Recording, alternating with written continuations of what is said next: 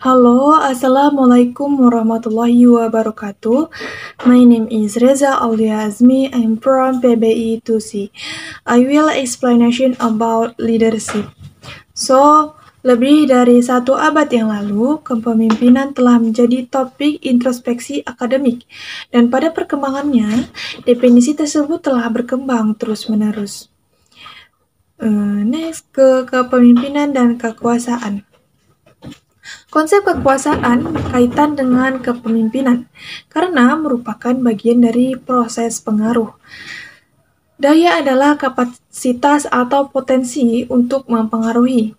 Orang memiliki kekuatan ketika mereka memiliki kemampuan untuk mempengaruhi keyakinan, sikap, dan tindakan orang lain. Hakim, dokter, pelatih, dan guru adalah contoh dari orang-orang yang memiliki potensi untuk mempengaruhi kita.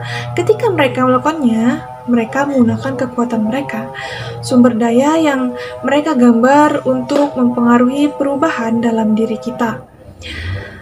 Next, ke kepemimpinan dan pemaksaan.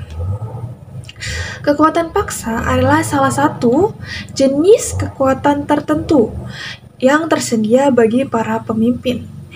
Pemaksaan melibatkan penggunaan kekuatan untuk mempengaruhi perubahan. Memaksa berarti mempengaruhi orang lain untuk melakukan sesuatu yang bertentangan dengan kehendak mereka, dan mungkin termasuk memanipulasi hukuman dan penghargaan di lingkungan kerja mereka. Pemaksaan sering melibatkan penggunaan ancaman, hukuman, dan hadiah negatif. Contoh klasik pemimpin yang memaksa adalah Adolf Hitler di Jerman, para pemimpin Taliban di Afghanistan, Jim Jones di Guyana, dan pemimpin tertinggi Korea Utara Kim Jong-il, yang masing-masing telah menggunakan kekuasaan dan menahan diri untuk terus memaksa pengikutnya untuk terlibat dalam perilaku ekstrim. Next, ke pendekatan kepemimpinan, pendekatan sifat. Survei pertama Stockdale mengidentifikasi sekelompok sifat kepemimpinan yang penting yang terkait dengan bagaimana individu dalam berbagai kelompok menjadi pemimpin.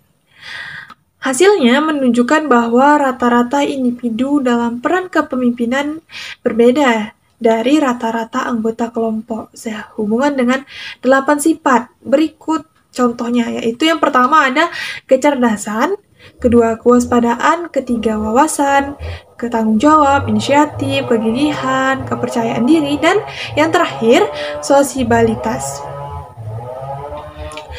Pendekatan perilaku.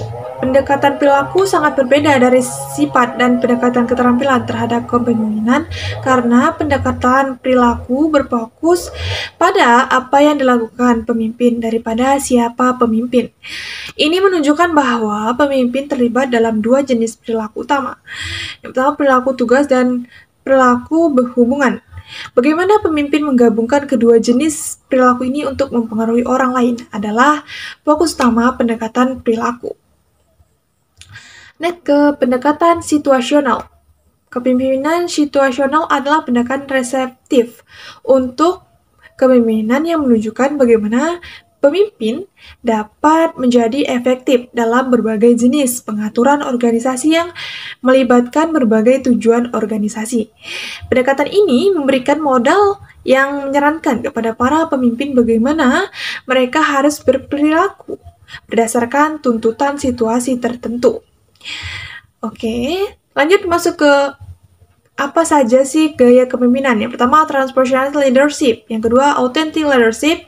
Yang ketiga, servant leadership. Dan yang keempat, adaptive leadership. So, jadi kesimpulan dari penjelasan di atas, arti kepemimpinan mengalami perubahan dari masa ke masa. Para cendekiawan kepemimpinan menyetujui pada suatu hal bahwa mereka tidak dapat mengidentifikasi kepemimpinan secara umum karena adanya faktor pengaruh global yang berkembang dan perbedaan generasi.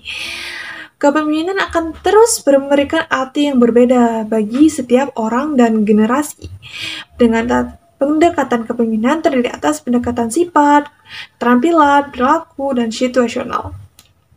Teori kepemimpinan terdiri atas teori Fat-Goal dan teori leader-member exchange.